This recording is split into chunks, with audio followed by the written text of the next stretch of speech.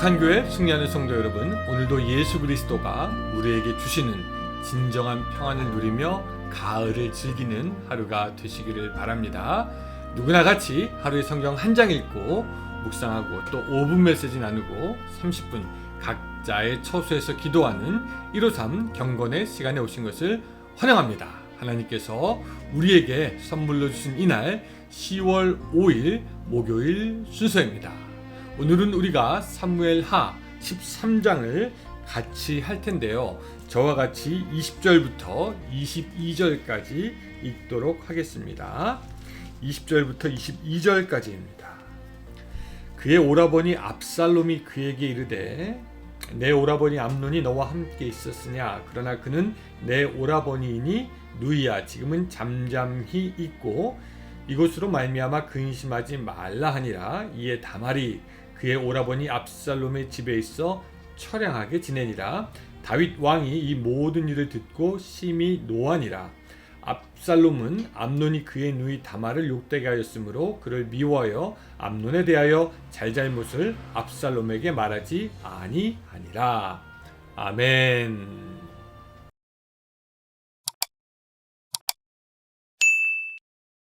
오늘 우리는 다윗 왕가에서 일어난 아주 비극적인 사건을 보게 됩니다. 성경은 하나님께서 사무엘하 12장에 말씀하신 바 칼이 내 집에서 영영이 떠나지 아니하리라 라고 하신 말씀이 예언이 이루면서 그렇게 시작이 됩니다. 암몬이라 불리는 다윗의 첫째 아들, 우리나라 말로 하면 세자라고 할 수 있겠죠.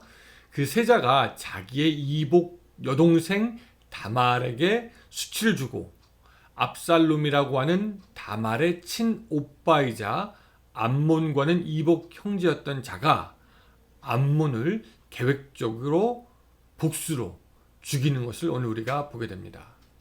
여기서 문제의 발생은 암몬 때문이었습니다. 근데 참 불행한 것은 다윗에게도 보였던 잘못과 실수들이 암몬에게도 그대로 보인다라는 겁니다. 그 아버지의 성폭행, 그 아들의 성폭행 두 사건은요 다 힘을 이용해서 벌어진 것이었습니다. 다윗은 왕이라는 힘을 이용해서 한 것이고 암논도 오빠요 남자라는 힘을 이용해서 범죄합니다.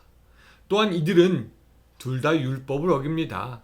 그들이 한 행위들은 다 율법에서 금지된 것이었습니다. 다윗은 유부녀를 강간하였는데 이것은 신명기에 의하면은 죽어야 하는 법이고요.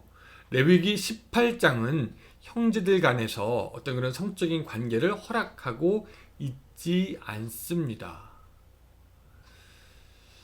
그런 그들의 모습이 그 후에 성적인 타락 이후의 일도 계속해서 비슷하게 일어납니다. 다윗은 밧세바를 책임지지 않으려고 집으로 돌려보내고 밧세바의 임신 소식이 전해지자 우리아를 불러들입니다. 자기의 책임을 어떻게 해서든지 외면하려고 하였기 때문입니다. 암몬도 마찬가지지요. 성폭행을 하고는 다말을 쫓아버리게 됩니다. 자기의 책임을 그냥 버리는 거죠. 다말이 이렇게 하는 것이 더욱 악합니다 오라버니라고 하지만 그는 전혀 상관없이 다말을 쫓아버리게 됩니다.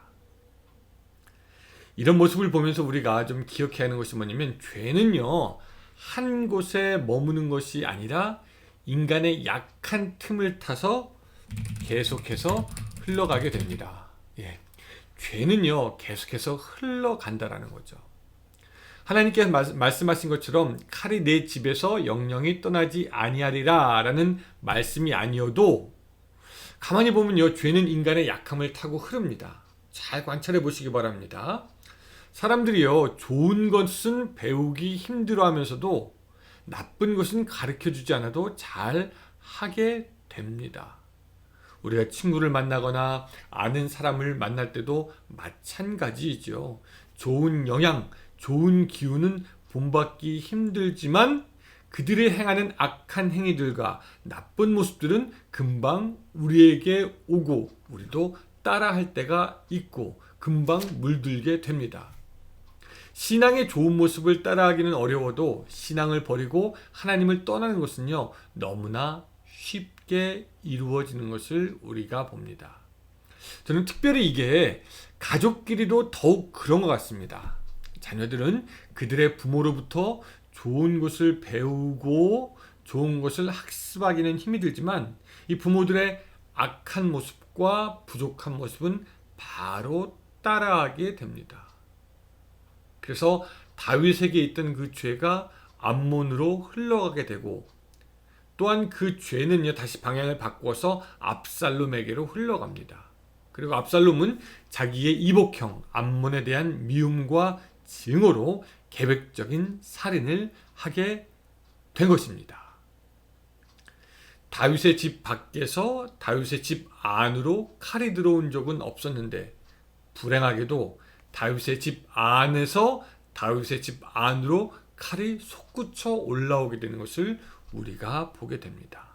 죄가 흐르기 때문입니다. 인간의 약함을 타고. 그런 과정에서 다윗의 실수가 발견되는데 그는 그 죄를 끊으려고도 하지 않았습니다. 비록 자신은 하나님께 회개하였습니다. 그래서 용서받았다라고 하지만 그는 한 가정의 아버지로서 자기 아들들의 죄를 그저 방관하였다라는 지적을 피하기가 어렵습니다. 암몬은 분명히 죄를 지었습니다. 그렇죠? 그리고 그는 징계를 받아야지 마땅하지만 다윗은 어찌된 일인지 그 사건에 개입하지도 않고 아무런 수습책이나 대책을 세우지도 않습니다.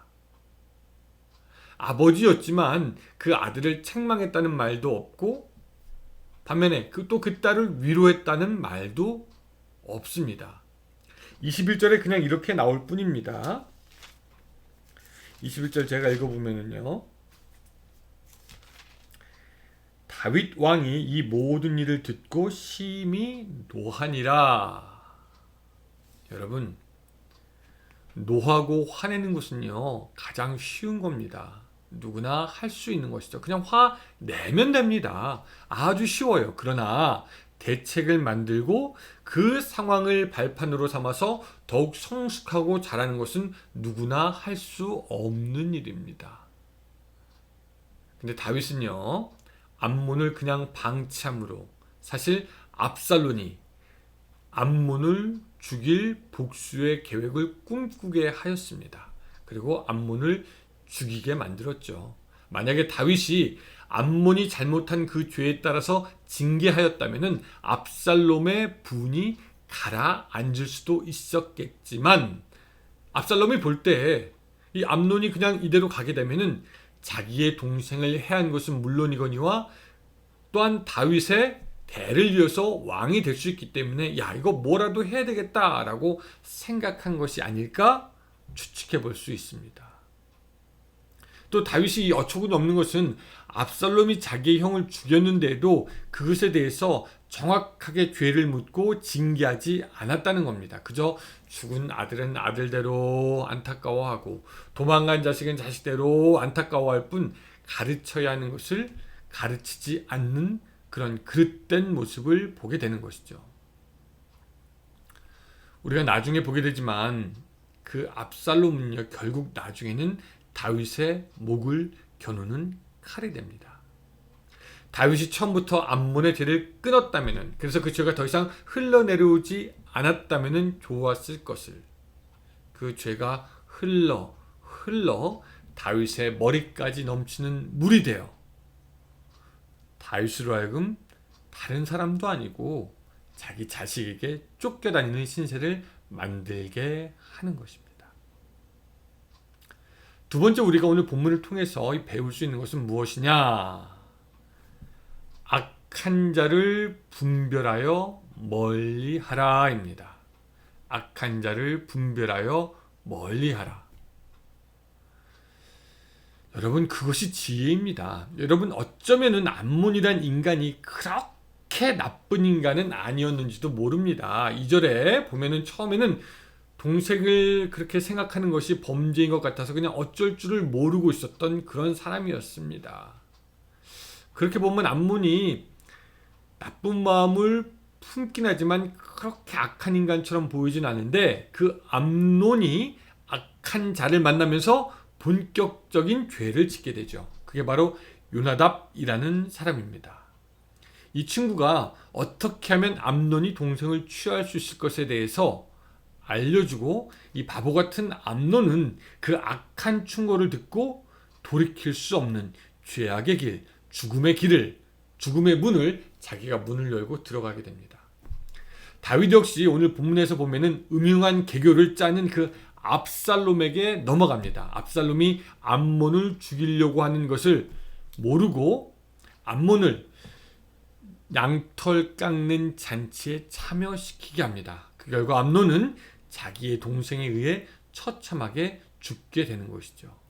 결국 암논과 다윗 왕의 공통점은 무엇인가? 자기를 이용하려는 악한 자의 꾀임에 넘어갔다. 성경을 연구하는 사람들은 이렇게 얘기합니다. 요나답은 암몬이 장자라서 왕의 뒤를 이을 것으로 계산하고 의도적으로 그에게 다가가고 그의 소원을 이루어줄 악한 꾀를 넣어서 그의 환심을 얻으려고 하였다. 또 압살롬은 암논을 죽이기 위해서 그를 초청하게 해달라고 아비에게 청하였다라는 것입니다. 그 압살롬이 자기의 형을 청할 때 다윗에게 부탁을 하는데, 다윗도 그것을 이상하게 생각하지만 그것이 어떤 그 계교가 악한 꾀가 있을지 분별하지 못하고 그저 압살롬의 청을 허락하게 되는 것을 우리가 봅니다. 이런 악한 자들은 다른 사람을 위하는 척 하면서 자기의 이익과 뜻을 펼치는 사람이죠. 지혜로운 사람은 어떤 사람이냐? 이런 악한 자들을 분별할 수 있는 사람이 지혜로운 사람이고, 이런 악한 자들의 꾀임에 넘어가지 않는 사람이고, 이런 악한 자를 멀리할 수 있는 사람이 바로 지혜로운 사람이 되는 것입니다. 사랑하는 여러분, 오늘 하루 어떻게 살아가시겠습니까? 죄가 흐르는 것을 알고 죄를 끊고 악한 자를 멀리함으로 말미암아 오늘 여러분들의 하루가 평안하게 되기를 주님의 이름으로 축원합니다. 기도하겠습니다.